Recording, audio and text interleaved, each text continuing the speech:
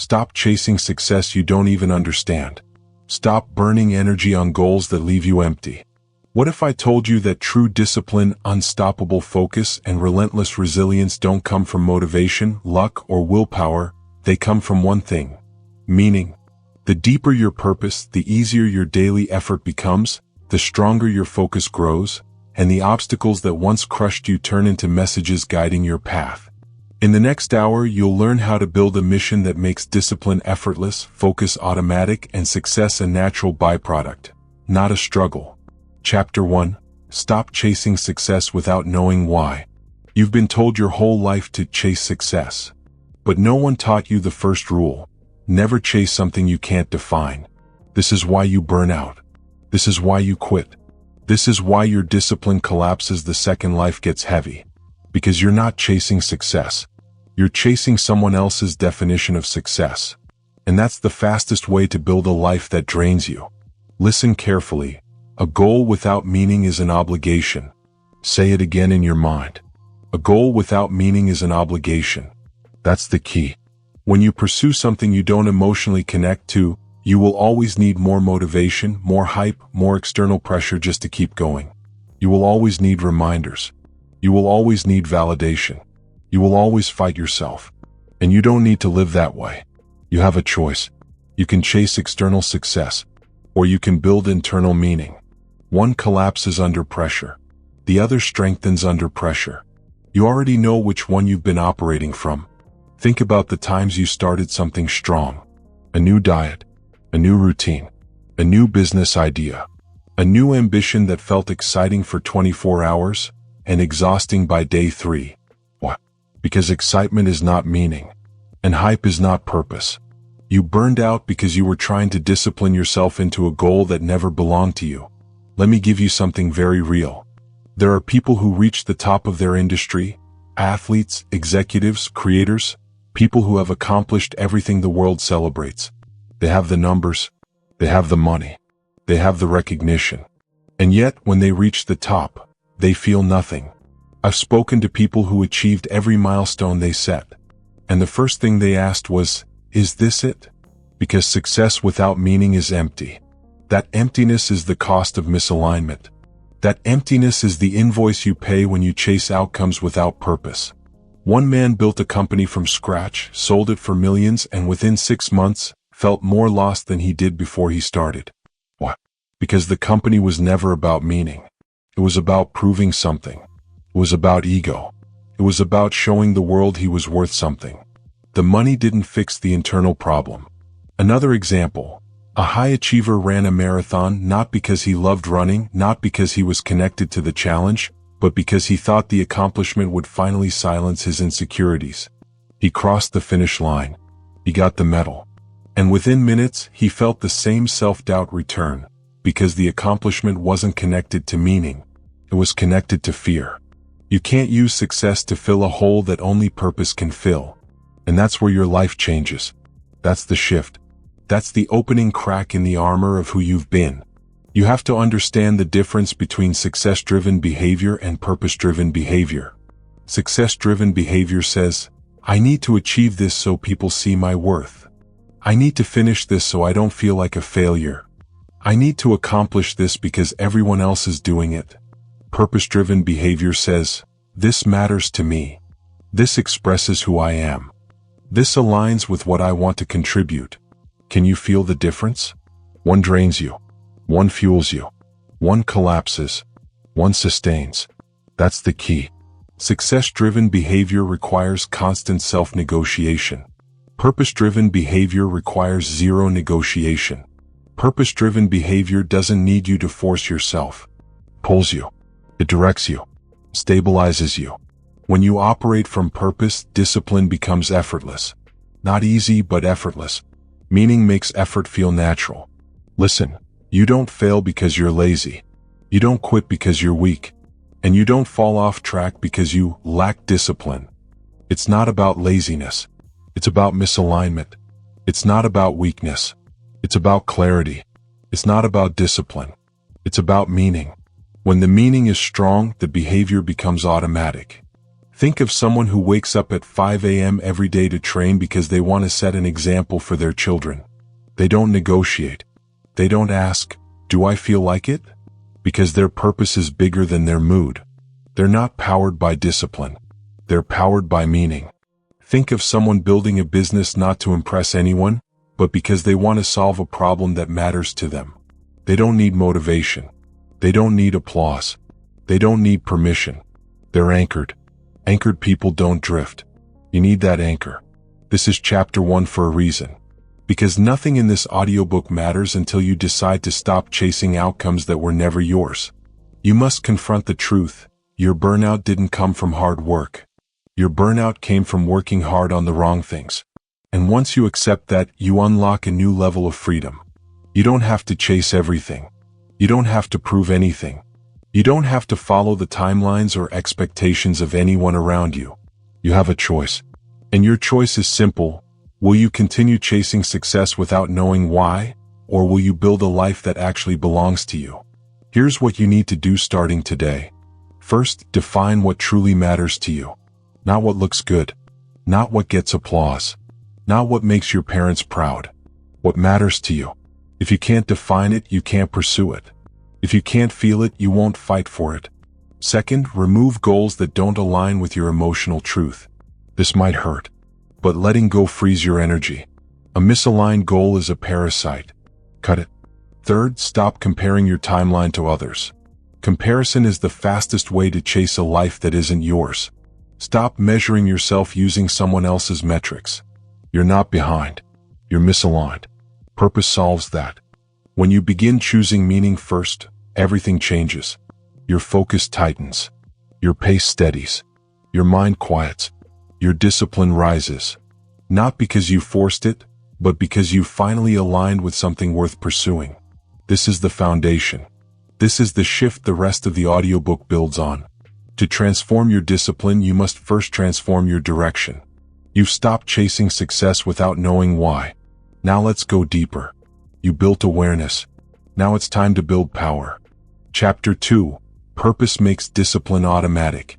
You've been told to be more disciplined. You've been told to push yourself harder.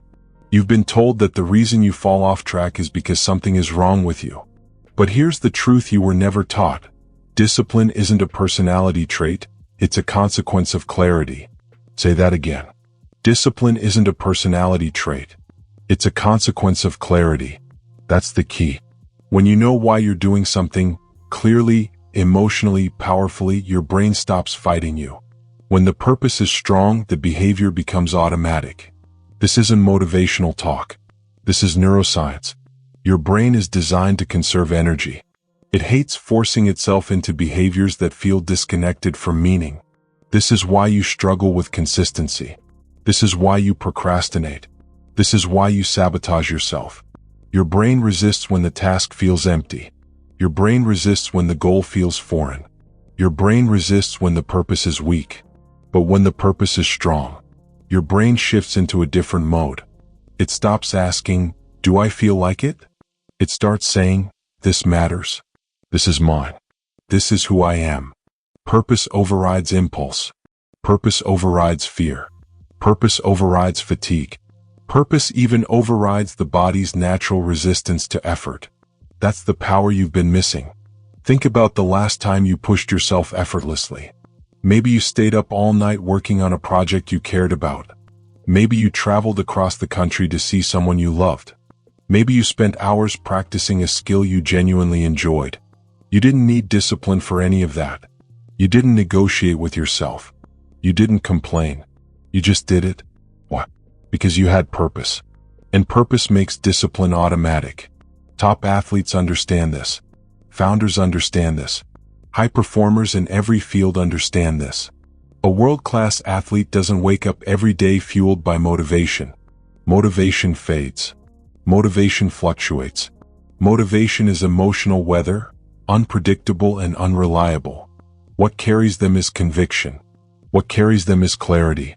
What carries them is purpose. They know exactly why they're in the arena. They know exactly what drives them. They know exactly what they're fighting for. Some of them compete to honor their families. Some compete to break generational cycles. Some compete to test their limits. Some compete to inspire people who feel forgotten. Their reasons are emotional, not logical. Because logic doesn't create discipline, emotion does. Purpose does. Founders are the same. The most relentless entrepreneurs aren't the ones chasing money. Money isn't a purpose. Money is a scoreboard. The ones who endure, the ones who keep building when everyone else quits, are the ones who are obsessed with solving a problem that matters to them. Their purpose gives them energy. Their purpose gives them resilience. Their purpose gives them clarity. And clarity creates discipline. Say it again, discipline isn't a personality trait, it's a consequence of clarity. This is why you might think others are naturally disciplined. They're not. They're aligned. And alignment looks like discipline from the outside. Alignment looks like consistency. Alignment looks like strength. But the truth is simple, they're not forcing themselves. They're following something that matters. You have that potential. You can live that way. You have a choice. But to unlock it, you must identify the 1 to 2 internal drivers that would make your consistency effortless. Not 10 drivers. Not a list of 20 forced goals. Just 1 or 2. Because the human brain doesn't need a lot of reasons. It needs the right reasons. So here's what you need to ask yourself. What do I care about so deeply that quitting would feel like betrayal? Not betrayal to others, betrayal to yourself. What do I want so badly that I'm willing to be uncomfortable to get it? What is the mission that gives my actions meaning? Your internal drivers must be emotional. If the reason doesn't pull at you, it won't push you. If the reason doesn't light something inside you, it won't sustain you. You may think your reason is, I want to get in shape. But that's not a reason. That's a statement. The real reason is deeper. Maybe you want to prove to yourself that you can rebuild. Maybe you want to feel strong again. Maybe you want to break the cycle of neglect you grew up with. Maybe you want to live long enough to see your kids grow up. That's purpose. That's what overrides impulse. That's what keeps you consistent when motivation dies. You may think your reason is, I want to make more money. But money isn't meaning. Money is a tool. The real purpose might be, I want freedom. I want to take care of my family. I want to break the pattern of scarcity. I want to create something that outlives me. That's a reason. That's fuel. That's clarity. And clarity creates discipline. Think about this carefully. You have done incredibly difficult things in your life. Not because you had discipline. Not because you had motivation. But because something mattered so deeply that you couldn't turn away from it. You already know how to be disciplined. You just haven't given yourself a reason worth being disciplined for. That's the shift this chapter forces you to make. You don't need more motivation. You don't need more routines. You don't need more hacks or tricks or life optimization strategies. You need a purpose strong enough to make discipline automatic. Once you identify your internal drivers, everything changes. Your mornings change. Your focus changes. Your commitment changes. Your identity changes. Because now your behavior is tied to meaning. Now your effort is tied to purpose. Now your discipline is tied to clarity. You are no longer forcing discipline. You are expressing it. It becomes who you are. It becomes natural. It becomes non-negotiable. Because when the purpose is strong, the impulses are weak. When the purpose is strong, the distractions lose power. When the purpose is strong, you don't need permission. You don't need approval. You don't need motivation. Purpose carries you. Purpose protects you. Purpose strengthens you. That's the key. This is what Chapter 2 is about. Shifting your discipline from something you push to something that pulls you. You are no longer fighting yourself. You are following something meaningful. You are no longer chasing success. You are building identity. And identity is what makes discipline automatic. You've learned why purpose is your power source. Now it's time to turn that power into direction. Clarity creates discipline. Direction creates momentum. Chapter 3. Build your internal North Star. You can have all the discipline in the world, but without direction, it means nothing. You can have routines, schedules, planners, and productivity hacks. But without a mission, they collapse the moment life gets loud. You don't need more time management tools. You don't need more reminders. You don't need more structure. You need a North Star, a direction that guides every decision you make. Because direction is more powerful than deadlines. That's the key. A clock tells you when to move. A compass tells you where to move. And your life has been ruled by the clock, not the compass. You've been obsessed with timelines. Obsessed with deadlines. Obsessed with by this age, and by this point, and I should be further along.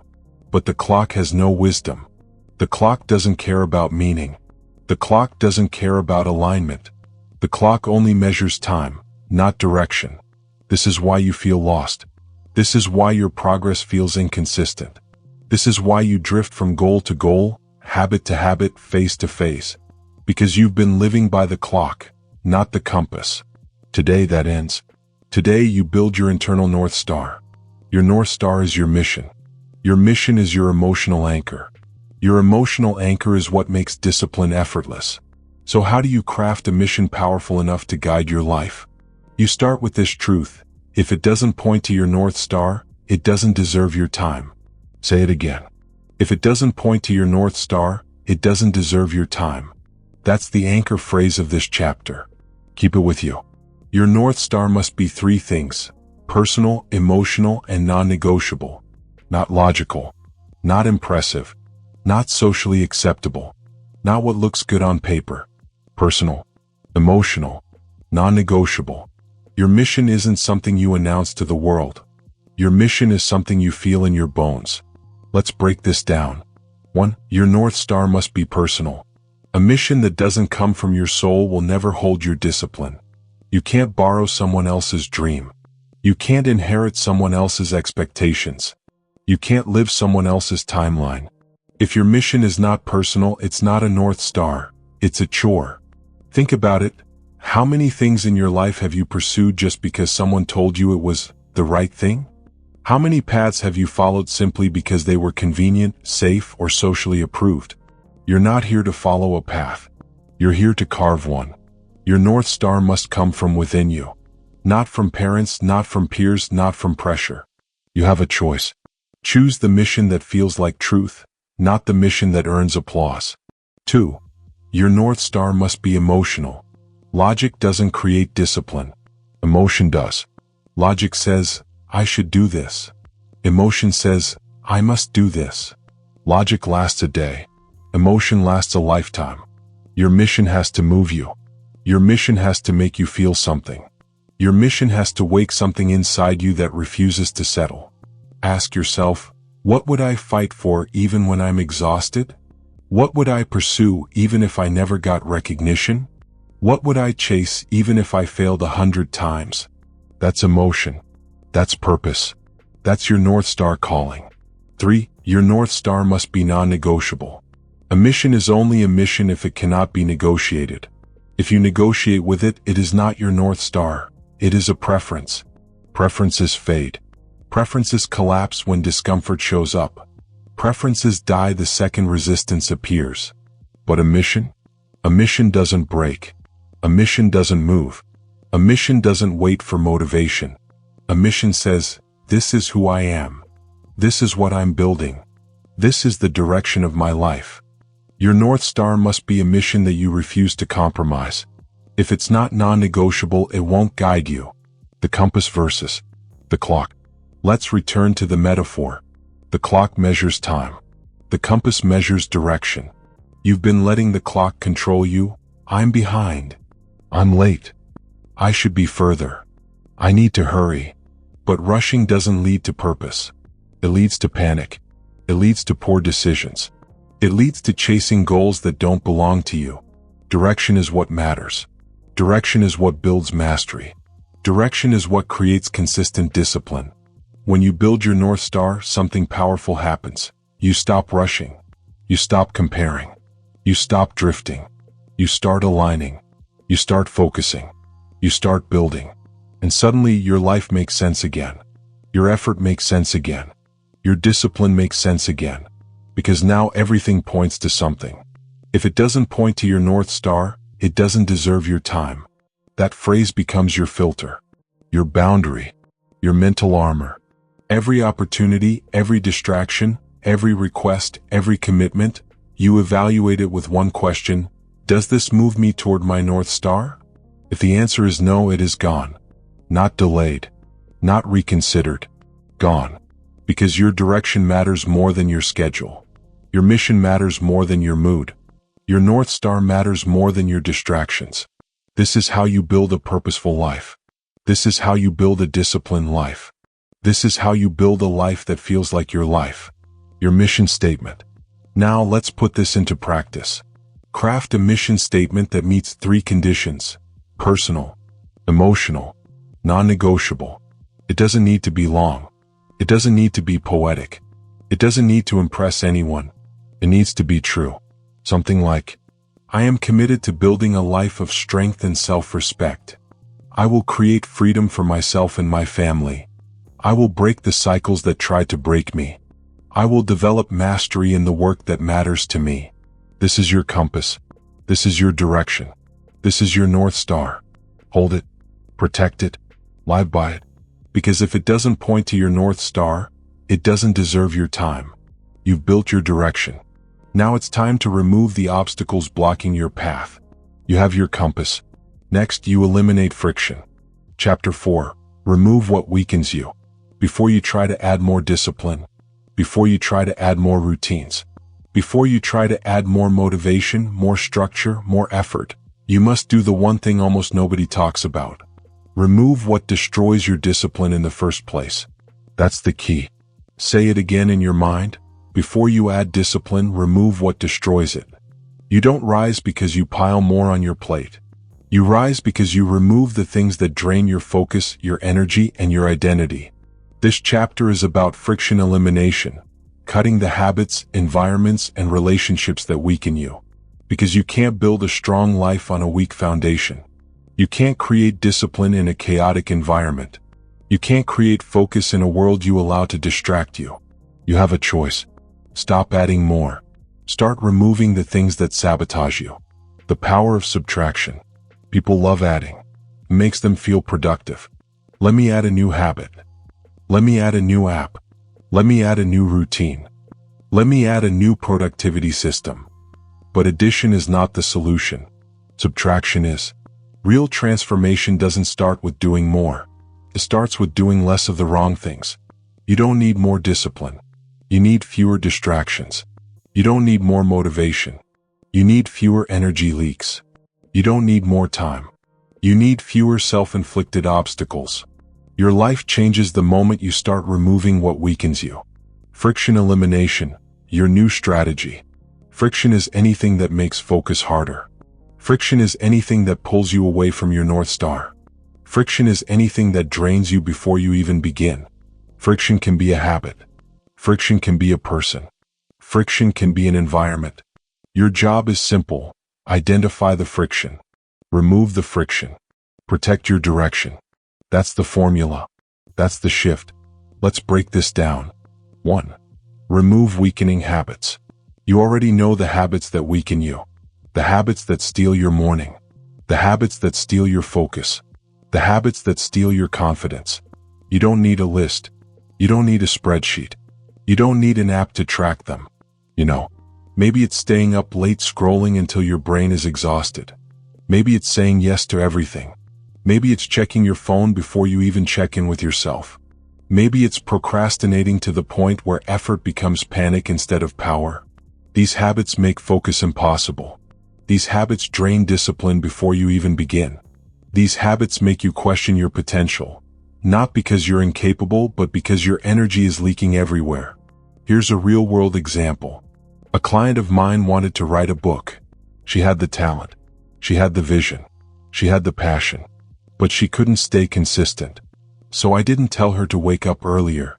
I didn't tell her to create a new schedule. I didn't tell her to force discipline. I asked one question: what is weakening you? Her answer was simple: I check my phone the moment I wake up. That one habit was destroying her entire morning. The noise of the world was entering before her own voice did. Her mind was being scattered before it had a chance to focus. She removed the habit. And within 30 days she wrote more than she had written in the last 2 years. Not because she added discipline, but because she removed what destroyed it. 2. Remove weakening environments. Your environment shapes your behavior more than your intentions do. You can't out-discipline the room you live in. You can't out-focus the chaos you tolerate.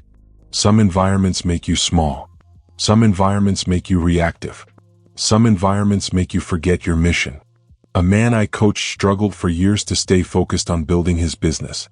Every time he tried to work, something would pull him away. Noise, clutter, people walking in and out, constant interruptions. He didn't have a discipline problem. He had an environment problem. When he finally created a quiet, minimal, dedicated working space, everything changed. His focus skyrocketed. His progress accelerated. His belief grew. Not because he added more effort, but because he removed the environment that weakened him. Your environment is training you. Make sure it's training you correctly. 3. Remove weakening people. This is the hardest part, but it's the most necessary. There are people in your life who drain your energy, distract your mind, and destabilize your mission. Not because they're bad people, but because they are misaligned with your direction. You cannot become who you want to be while surrounding yourself with people committed to who you used to be. I've seen this happen countless times. Someone tries to build a new life, a new routine, a new identity, but their circle resists. They laugh. They tease. They minimize the effort. They guilt trip. They pull you back. Not because they want to harm you, but because your growth threatens their comfort. One man I worked with gave up drinking. For months his friends mocked him. They pushed him to stay the same. They wanted the old version of him back. He finally removed himself from that circle. And within 6 months his health transformed. His mind cleared. His ambition returned. He didn't add anything. He simply removed the relationships that weakened him. Before you add discipline, remove what destroys it. Never forget that. Your new life strategy. Here's what you must do from this chapter forward. Step 1. Identify the habits that weaken you. Step 2. Identify the environments that scatter your mind. Step 3. Identify the relationships that pull you backward. Step 4. Remove them, ruthlessly, unapologetically, without hesitation. Not because you're cold. Not because you're selfish. But because your mission matters. Your direction matters. Your purpose matters. And you can't carry dead weight into a meaningful future. When you eliminate friction, your natural discipline rises. Your focus sharpens. Your energy returns. Your identity strengthens. You become who you were supposed to be all along. You've removed what weakens you. Now it's time to strengthen what guides you. You cleared the noise. Now you build the focus. Chapter 5. Train your attention like a warrior. Your attention is your power. Your attention is your leverage. Your attention is the gateway to your purpose, your discipline, your identity. And yet, your attention is under attack every single day. You live in a world designed to scatter you. Notifications, ads, endless feeds, constant noise, 1,000 demands pulling you in 1,000 directions. Modern life trains you to be reactive, not intentional. Scattered, not focused. Passive, not powerful. But here's the truth you must absorb. Focus is not luck. Focus is training. Say it again, focus is not luck. Focus is training. Just like a warrior sharpens a blade, you sharpen attention. Just like a warrior builds discipline, you build focus. Just like a warrior prepares for battle, you prepare your mind. This chapter is about reclaiming your attention, strengthening it, protecting it, owning it, not just for a moment, but for your entire life. Because if you can control your attention, you can control your direction. And if you can control your direction, you can control your destiny. Attention is a muscle. Most people treat attention like a mood, like something that happens when conditions are perfect. I'll focus when I feel like it. I'll focus when things calm down. I'll focus when I'm motivated. That's not how attention works. Attention is a muscle. It weakens when neglected. It strengthens when trained. If you train it, it grows. If you avoid it, it shrinks. If you challenge it, it becomes resilient. If you surrender it, it becomes fragile. You have a choice. You can train your attention like a warrior, or lose it to a world that feeds on your distraction. The scattered mind is a conditioned mind. You're not distracted because you're weak. You're distracted because you've been conditioned to be. Every swipe trains you to seek stimulation. Every click trains you to chase novelty. Every notification trains you to abandon depth for speed. This is not about blame. This is about awareness. You have been trained to be reactive, but you can train yourself to be focused. That's the key. Focus is training. Focus is conditioning. Focus is a skill you build intentionally. The warrior mentality. A warrior doesn't wait to feel ready. A warrior creates readiness through repetition, through discipline, through deliberate practice. If you want the mind of a warrior, follow these principles. 1. Protect your mental territory. A warrior does not let enemies walk into camp. You should not allow distractions to enter your time without permission. 2. Train under pressure. A warrior doesn't train only when it's easy. You must practice focus in an imperfect world. 3. Build rituals to strengthen the mind. A warrior is not casual about preparation. You cannot be casual about your attention. Focus is not an accident. Focus is a system. Deep focus blocks your core training. If attention is a muscle, deep focus blocks are the workout. Here's how to train like a warrior. Step 1. Choose one target task. Not 3. Not 5. Not a list. 1. Scattered goals create scattered attention. Single goals create powerful attention. Step 2. Set a timer for 25 to 45 minutes. Long enough to challenge your mind. Short enough to prevent overwhelm. Step 3. Remove every distraction. Phone off. Tabs closed. Noise minimized. Not because you're weak, but because you're smart. Step 4. Train without stopping. You finish the block. No matter what. Even if it's imperfect. Even if your mind tries to escape. Especially then. Discomfort is the training. Restlessness is the training. Boredom is the training. You are conditioning your mind to focus under pressure. Do not underestimate this. This is how you separate yourself from 99% of people. Focus is not luck. Focus is training. Repetition rituals, the warrior's discipline. Warriors don't rely on motivation. They rely on repetition. Here are repetition rituals you must build. 1. Same time daily. Set a daily focus block at the same time. This conditions your brain to expect depth. Consistency becomes your ally. 2. Same physical setup. Your environment becomes a mental trigger. Your brain learns, when I sit here, I focus. 3. Same starting action. Maybe it's opening a notebook. Maybe it's taking a breath. Maybe it's writing the first sentence. The ritual initiates the state. The state strengthens the focus. The focus reinforces the ritual. That's the loop. That's the power. You are building discipline through deliberate repetition. Mental conditioning exercises. Here are simple, powerful conditioning drills used by high performers around the world. 1. The 1-minute stillness drill. Sit still for 1 minute. No phone. No movement. No stimulation. This teaches your brain to stop chasing noise. 2. The delayed response drill. When your phone buzzes, wait 60 seconds before checking. This trains impulse control. This teaches you that your attention belongs to you, not to the world. 3. The distraction log. Every time you lose focus, write down what pulled you away. Patterns reveal problems. Awareness reveals solutions. The more you understand your distractions, the less power they have over you. Why this matters? When you train your attention like a warrior, everything changes. You stop reacting. You start choosing. You stop scattering your energy. You start directing it with precision. You stop living in chaos. You start leading your life with clarity. Focus is not luck. Focus is training. Focus is your weapon in a world of noise. You have a choice. You can reclaim your mind. You can sharpen your attention. You can build a level of discipline that others will never understand. Not because you were born different, but because you trained differently. You've built your focus. Now you must learn to guard it with intention. You train like a warrior. Now you decide what deserves your energy. Chapter 6. The Resilience Loop. How Purpose Fuels Persistence. Resilience isn't magic. Resilience isn't a personality trait. Resilience isn't something strong people have and weak people don't. Resilience is a loop. A cycle. A process that repeats over and over again inside people who refuse to quit. Here's the structure. Meaning, effort, progress, renewed meaning. That's the loop. That's the engine. That's the system that keeps you moving when others collapse. Most people think resilience is about pushing harder. But pushing harder means nothing when you have no direction.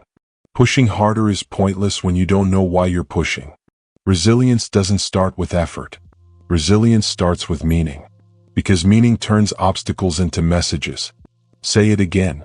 Meaning turns obstacles into messages. Meaning creates effort. When you have meaning, effort becomes a natural response, not a fight. You don't have to hype yourself up. You don't have to get motivated. You don't have to rely on emotion. A meaningful mission creates automatic energy. You work because your purpose demands it. You work because stopping feels worse than starting. Think of the people who survive impossible odds. They don't survive because they're genetically superior. They survive because they have one thought burning in their mind: I am not done yet. That's meaning. That's purpose. That's the spark that lights effort. You have a choice. You can push from ego or you can push from purpose. When you push from ego, you break. When you push from purpose, you rise. Effort creates progress, even when it's invisible. Here's the truth most people never understand. Progress is rarely visible at the beginning. Progress is microscopic. Progress hides. Progress whispers. But purpose-driven effort compounds. Effort creates momentum. Effort builds skill. Effort reshapes your identity. Every tiny action becomes a vote for the person you're becoming. That's the key. That's the entire system. Even when there's no result. Even when the world doesn't clap. Even when no one sees the hours you're putting in. Your effort is building something inside you. Something sturdy. Something that does not collapse when life pressures you. Effort is the bridge between meaning and transformation. Without effort, meaning stays theoretical. With effort, meaning becomes real. Progress creates renewed meaning. When you start seeing even small signs of progress, your purpose strengthens. Your belief sharpens. Your resolve hardens. You stop questioning your path and start realizing you're built for it. That's the loop working. Meaning, effort, progress, renewed meaning. And when meaning renews, when meaning deepens, when meaning expands, you become unstoppable. Because now you're not just working towards something. You're becoming someone. Progress adds fuel to the mission. Progress adds conviction to the commitment. Progress adds power to the purpose. And with renewed meaning, you enter the loop again. Stronger, sharper, more resilient than the last time. Setbacks become useful when tied to mission, not ego. Most people crumble because their goals are ego-driven. They want to win for validation. They want to succeed for applause. They want progress so others will approve. When ego drives you, every setback feels like a personal failure. Every obstacle feels like an attack. Every delay feels like an insult. But when purpose drives you, everything changes. Setbacks become feedback. Obstacles become teachers. Delays become recalibration. Why? Because when your mission matters, nothing is wasted. Nothing is pointless. Nothing is punishment. Everything becomes instruction. Meaning turns obstacles into messages. And if you listen to those messages, you evolve. You adapt. You upgrade.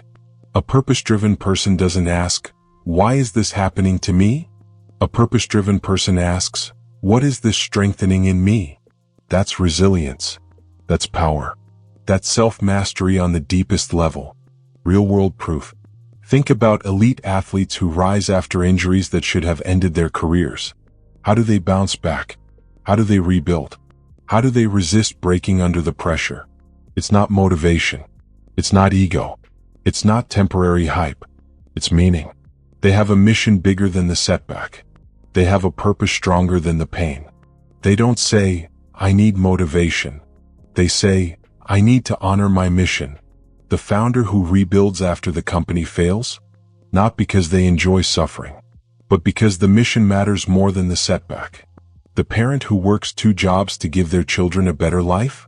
Not because they love exhaustion, but because their meaning is stronger than their fatigue. Meaning fuels effort. Effort fuels progress. Progress fuels renewed meaning. and the loop continues. Your resilience loop starts with one question. If you want resilience, stop asking, how do I stay motivated? That's the wrong question.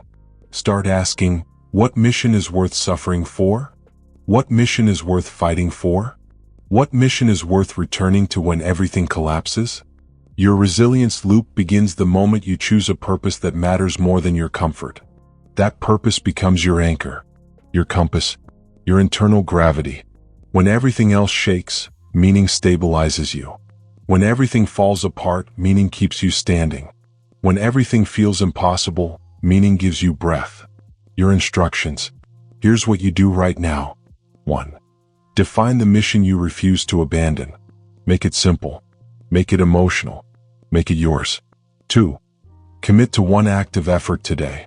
Small, specific, non-negotiable. This activates the loop. 3. Track even the smallest progress. Don't wait for the big wins. The loop grows through tiny wins. 4. Let progress renew meaning. This is how resilience strengthens. This is how the loop accelerates. Meaning, effort, progress, renewed meaning. This is your engine. This is your advantage. This is your resilience loop. When you build meaning first, you never collapse under pressure. You rise because of it. You don't break, you expand. You don't quit, you evolve. Meaning turns obstacles into messages. And if you listen to those messages, you become unstoppable. Your resilience is no longer random.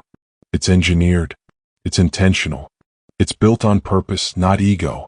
Now that you understand the resilience loop, it's time to take the next step, guarding your internal direction. Because resilience means nothing if you're headed in the wrong direction. Chapter 7. Identity before action. You keep asking yourself the wrong question. You think, how do I get disciplined? You think, how do I follow this routine consistently? You think, how do I push myself when I don't feel like it? That's the wrong question. Discipline is not an action. Discipline is an identity. And the moment you understand this, everything changes. You don't act disciplined. You become someone who doesn't negotiate with themselves. Say it again. You don't act disciplined. You become someone who doesn't negotiate with themselves. That's the key. Identity dictates behavior. Your actions are a reflection of your identity. Every decision you make, every habit you form, every effort you put in, it flows from how you see yourself. Think about it. Someone who identifies as a healthy person will choose to exercise when no one is watching. Someone who identifies as a focused professional will complete work before distraction hijacks their day. Someone who identifies as a reliable parent will show up even when they're tired. Their behavior doesn't rely on motivation. It doesn't rely on discipline in the traditional sense. It relies on identity. Because identity is non-negotiable. Identity doesn't argue with excuses. Identity doesn't depend on mood. Identity acts automatically, effortlessly, and consistently. If you try to act disciplined without changing your identity, you'll fail. Every time. From trying to becoming. Most people live in the world of trying. I'll try to eat healthier. I'll try to exercise more. I'll try to work harder. I'll try to stay consistent. Notice the language, trying. Trying implies doubt. Trying implies negotiation. Trying implies you might fail, and you probably will. Now imagine this instead. I am someone who eats healthy. I am someone who trains daily. I am someone who finishes what they start. I am someone who doesn't negotiate with themselves. See the difference? Trying is temporary. Becoming is permanent. Identity is the bridge between fleeting motivation and long-term consistency. Your habits change when your sense of self changes. Your actions mirror the person you are becoming, not the person you were yesterday. Real-world example, the athlete.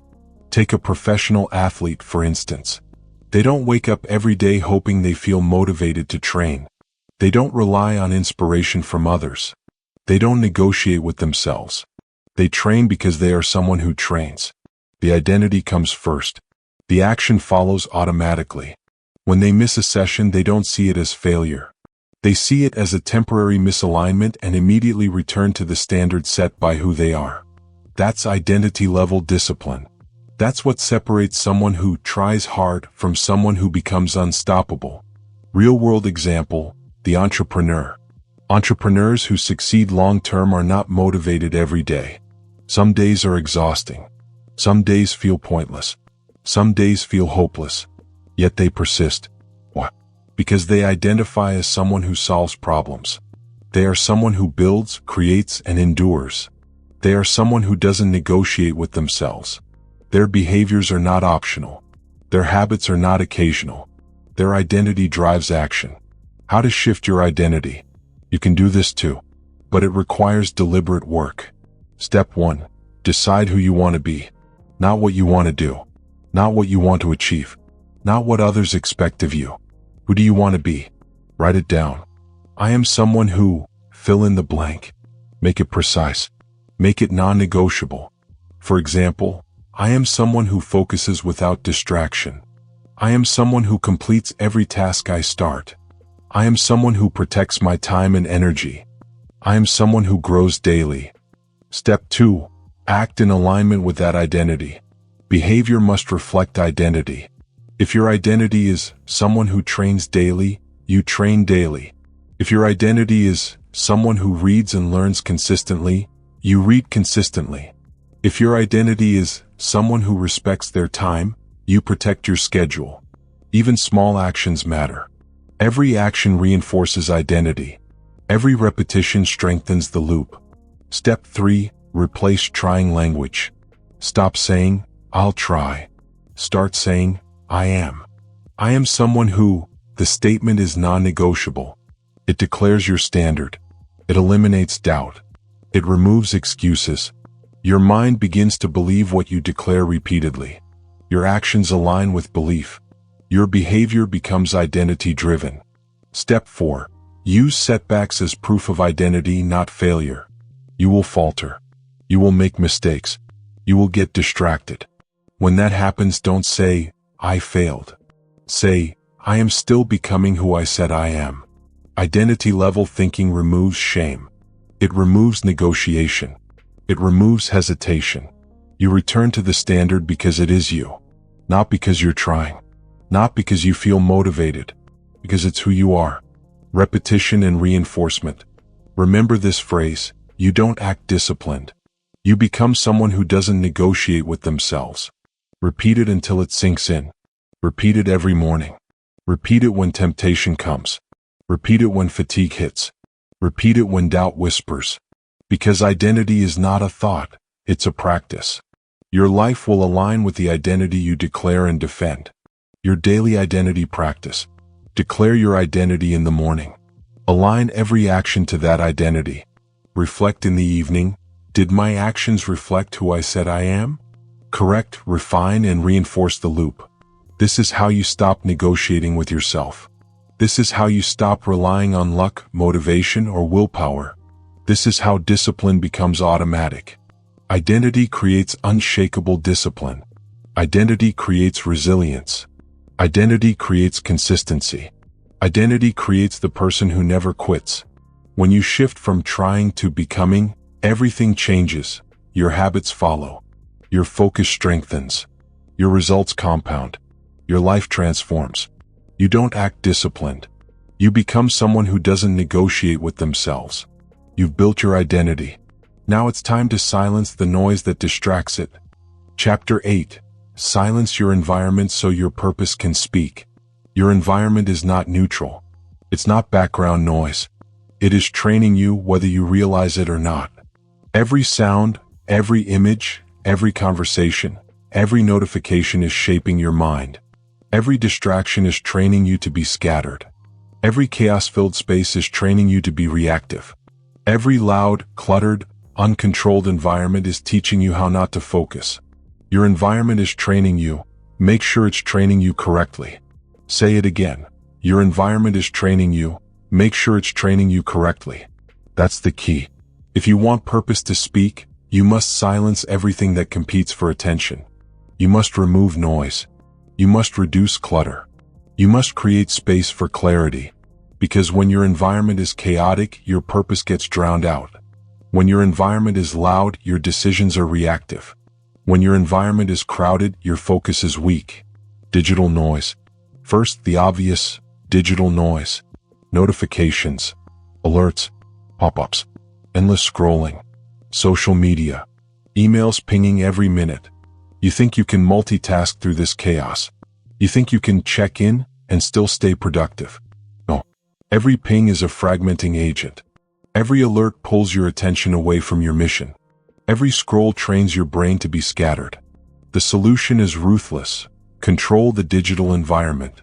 Turn off non-essential notifications. Close unnecessary tabs. Use focused work modes on devices. Block the apps that fragment your mind. This is not optional. Your brain is being trained every second. Make sure it's being trained correctly. Emotional noise.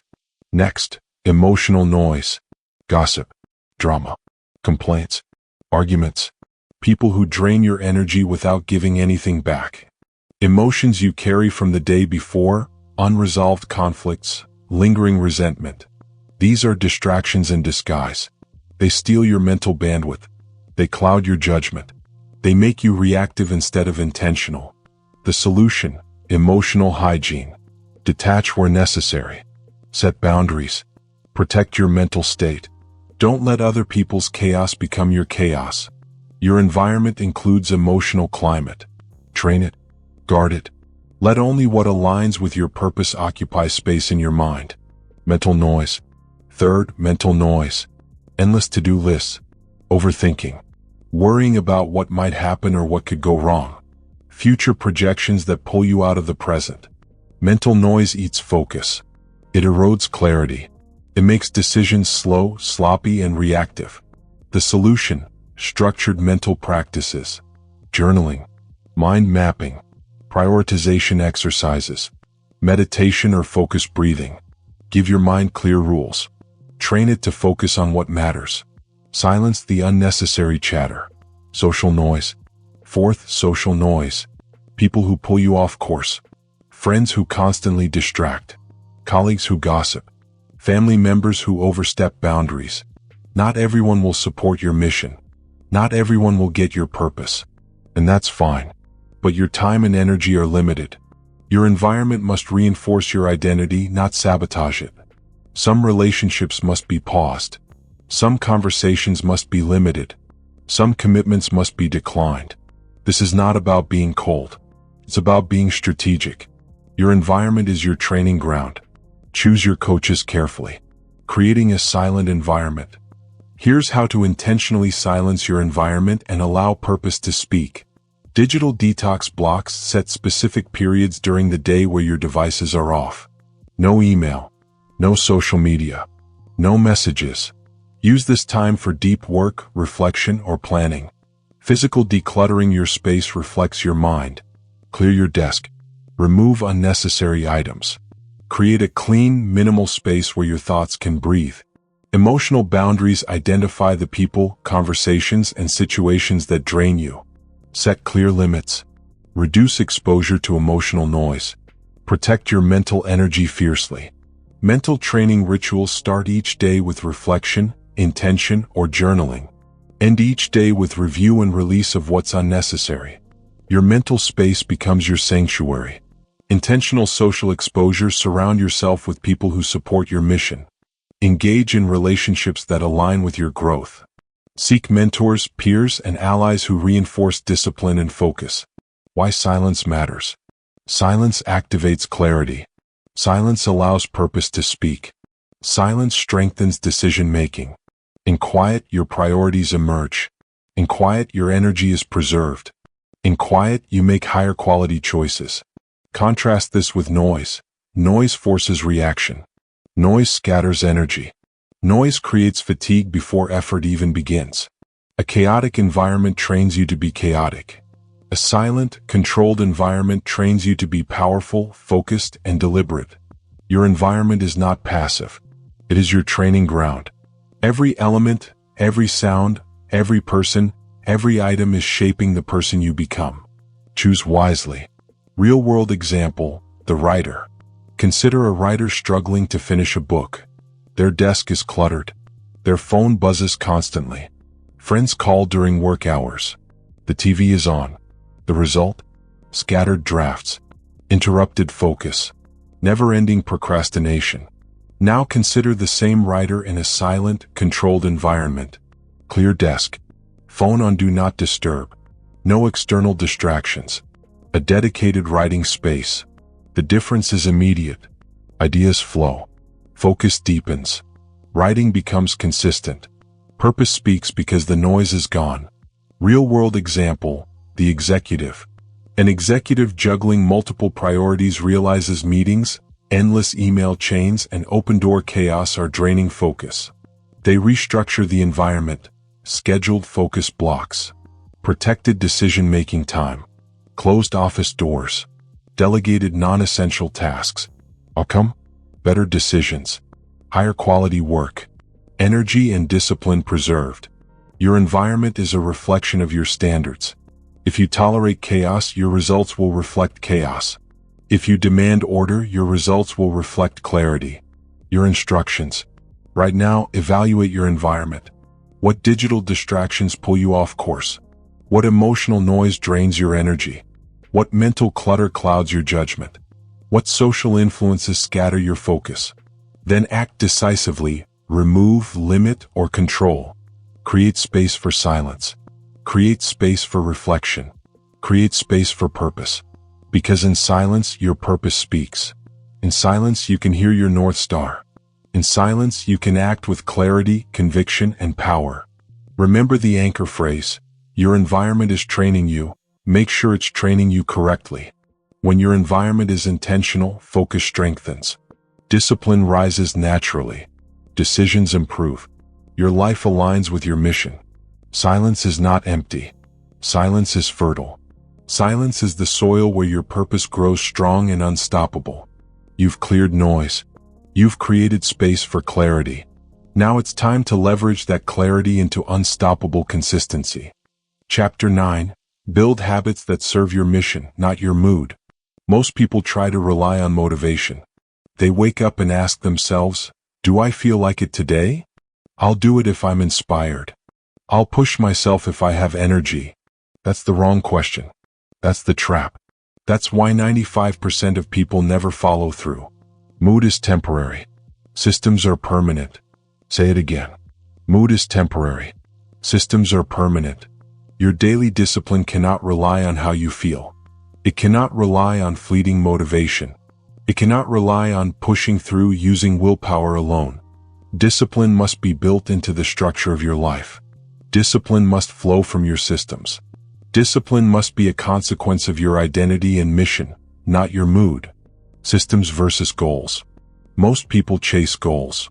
I want to lose 20 pounds. I want to write a book. I want to make $100,000 this year. Goals are outcome-focused. Goals are temporary. Goals are fragile. Systems are process-focused. Systems are permanent. Systems are unstoppable. A goal without a system is just hope. A system aligned with your identity and purpose is inevitable.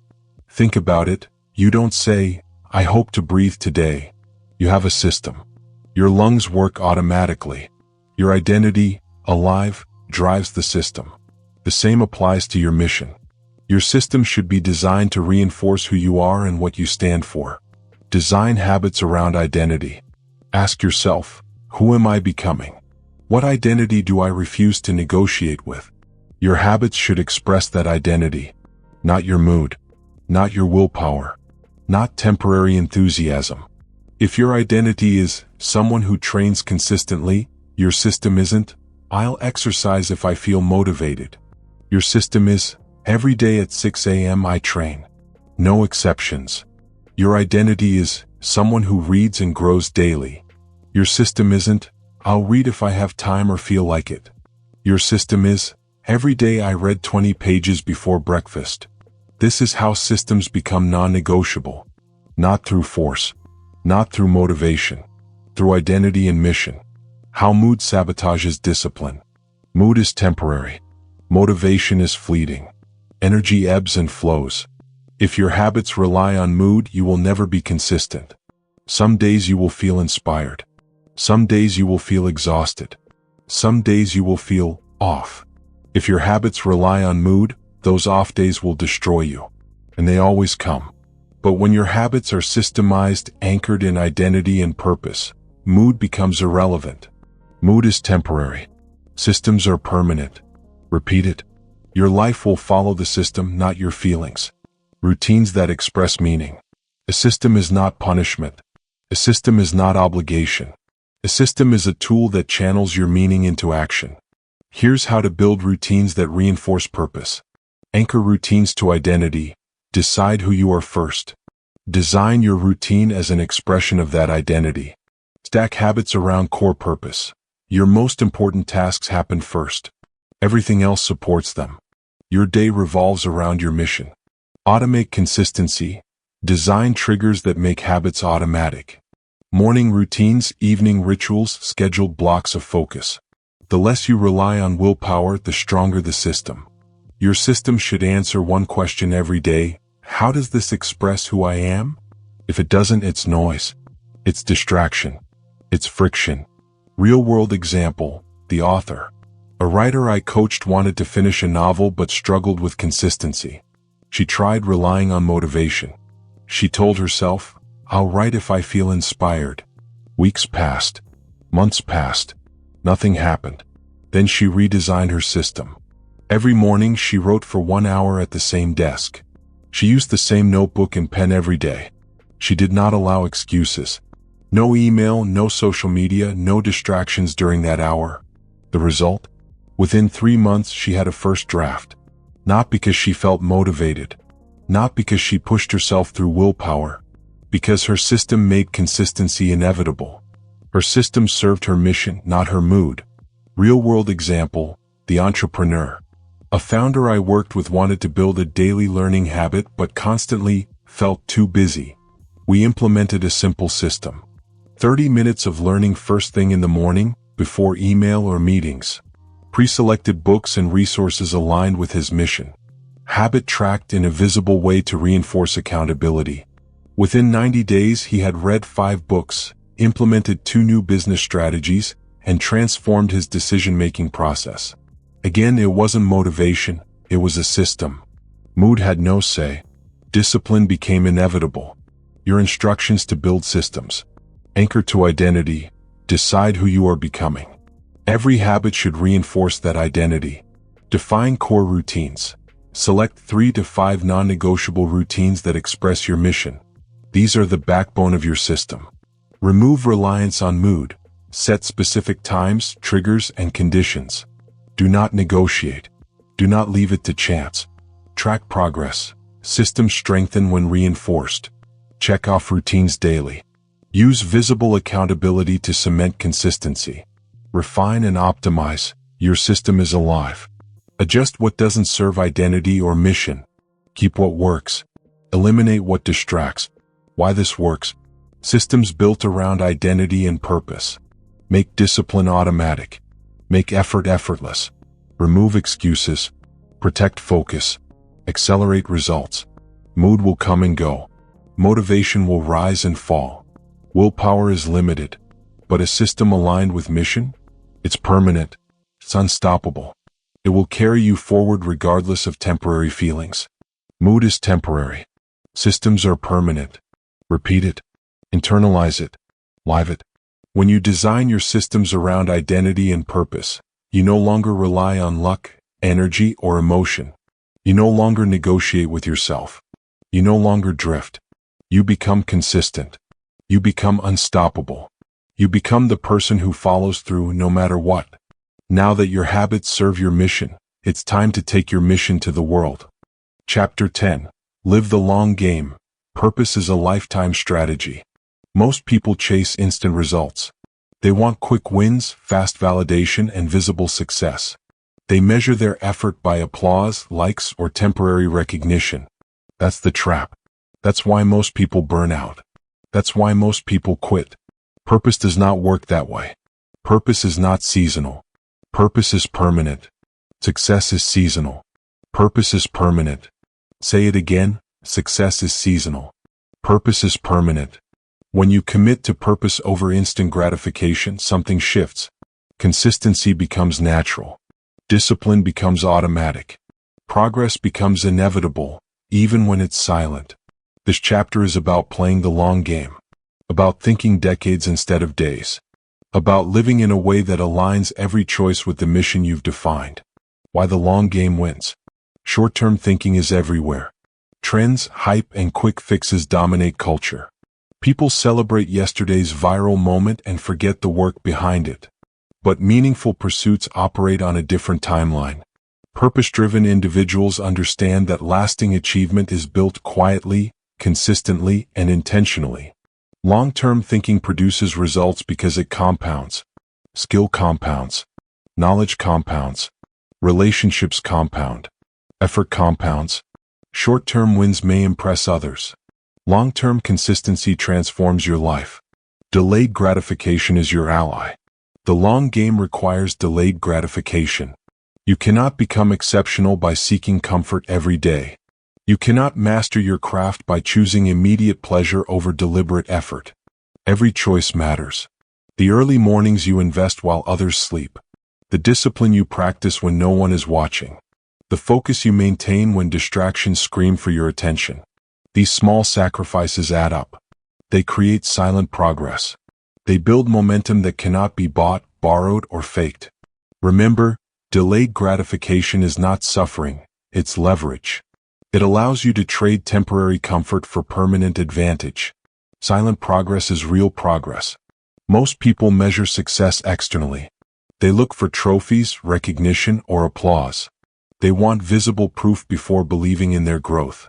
Purpose-driven individuals measure progress differently. They celebrate skill acquired. They celebrate habits strengthened. They celebrate the internal victories no one else sees. This is silent progress.